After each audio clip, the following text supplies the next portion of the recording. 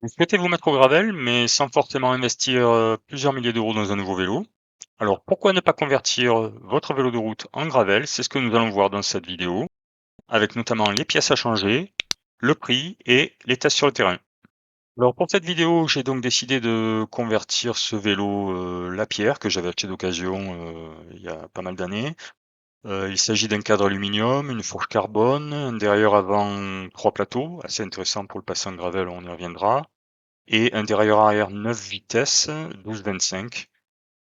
C'est un vélo de type fitness qui fait tel que sur la photo environ 10 kilos. On en trouve dans plein d'autres marques telles que Orbea, Giant et évidemment Decathlon. Qui dit gravel dit forcément la possibilité d'installer des pneus adaptés, donc avec un minimum d'accroche, des petits crampons. Pour cela, il faut s'assurer que le cadre permette le passage de pneus plus larges, notamment au niveau des étriers de frein, les bases arrière et le boîtier de pédalier. Là, par exemple, avec le Lapierre, on voit qu'avec les pneus de 28, on a de la marge, tandis qu'avec les pneus de 32, ça passe, mais tout juste. Alors, une petite astuce au passage, si, comme moi, lorsque vous avez installé le nouveau pneu, vous avez l'impression qu'il ne tourne pas très rond, comme si la roue était voilée, je vous conseille de tout démonter, de mettre un corps gras à l'intérieur du pneu. Moi, je mets WD-40, ça marche très bien, sinon du liquide vaisselle. Et lorsque vous allez remonter, la chambre et le pneu seront mieux positionnés par rapport à la jante et ça devrait régler le problème. Après les pneus, le deuxième point qui va permettre à votre vélo d'être utilisable en tout chemin, c'est le développement. C'est-à-dire, je m'explique, il faut que la transmission de votre vélo vous permette d'utiliser un braquet suffisamment petit pour pouvoir passer dans les grosses difficultés. Alors sur la plupart des vélos gravel du marché, on retrouve un braquet qui correspond à un plateau de 40 à l'avant pour une cassette de 42 dents à l'arrière. Ce qui veut dire qu'on fait moins qu'un tour de roue pour un tour de pédale. D'expérience, moi, sur un précédent vélo que j'avais adapté, un Between Tribal 100, j'avais mis un 38 pour un 42 dents à l'arrière et ça me convenait très bien. Donc là, l'idée, c'est de retrouver avec notre Lapierre et son plateau de 30 un développement équivalent. Donc là, on peut utiliser un calculateur en ligne. Bon, moi, je me suis fait un petit utilitaire que je vous mets le lien en description où là, vous voyez, je peux rentrer les plateaux, les pignons. Et là, par exemple, si je regarde le pédalier 38 et 42 que j'avais sur le triban, ça me fait un développement d'1,94 m. Pour retrouver l'équivalent avec le Lapierre et son 30 dents, il me faut donc une cassette de 34.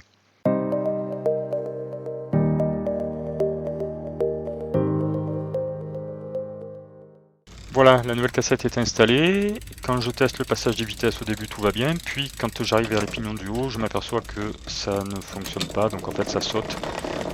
Tout simplement parce qu'en fait le dérailleur n'est pas adapté à une cassette aussi grosse. Donc la seule solution que j'ai trouvée, c'est de remplacer le dérailleur. Bon, chez Decathlon, c'est vraiment très peu cher. Et ça a réglé le problème. Donc tout va bien. Voilà, cette fois-ci, mon nouveau vélo gravel est vraiment terminé. Donc pour être tranquille, j'ai préféré le mener à l'atelier. Donc ils m'ont changé les gaines, la chaîne en même temps que le dérailleur. Les vitesses passent impeccables, donc c'est super. Bon, les puristes diront qu'il ne s'agit pas d'un guidon de gravel, que c'est un guidon plat. Et personnellement, je trouve que c'est mieux parce que déjà, ça limite les dépenses, premièrement, et comme les pneus sont quand même relativement étroits pour du gravel, un guidon plus large, ça permettra sûrement d'être plus stable. Voilà, pour vérifier tout ça, le mieux c'est d'aller tester sur le terrain, c'est ce qu'on va faire de suite. Pour tester le vélo, j'ai voulu faire deux sorties. Alors une du côté de Marseille, l'autre dans le Var à côté de Hyères. Ce sont des parcours que j'ai effectués vraiment très souvent. Donc j'ai vraiment des points de repère. Les deux parcours sont assez différents, c'est-à-dire que le parcours sur Marseille est plus court et comporte très peu de routes. Pour la partie gravel, c'est aussi plus technique, avec des virages serrés en montée comme en descente, un peu plus caillouteux. Tandis que le parcours dans le Var comporte un peu plus de routes en approche. Et pour la partie gravel qui fait 17 km, c'est majoritairement en montée. Et quand c'est en descente, c'est des pistes toujours assez roulantes et pas piégeuses. Après avoir effectué les parcours, en regardant les données d'entraînement, donc j'ai pu comparer. Et ce qu'il en ressort, c'est que en fait, ce vélo, donc sur le parcours technique, eh ben, effectivement, il est plus lent hein, parce qu'on a moins de motricité par rapport aux pneus. obligé de faire un peu plus attention dans les descentes techniques. Et même si la partie gravel avait autant de montée que de descente, ça se traduit par une perte d'à peu près 2 km/h. En revanche, sur le parcours roulant, bon, j'ai une différence d'un demi-kilomètre-heure. Le vélo est même un petit peu plus rapide. Et par contre, sur route, bah, évidemment, la position guidon plat fait qu'on prend un petit peu plus de vent. Mais enfin, c'est un vélo quand même qui est très agréable sur les parties roulantes. Pour conclure cette vidéo, je vous mets ici un petit récap des dépenses. Donc en fait, comme j'ai réussi à revendre l'ancien dérailleur pour 10 € sur le bon coin, je m'en tire avec seulement 115 €. Bon, je trouve que c'est vraiment une très bonne affaire pour convertir un vélo en gravel.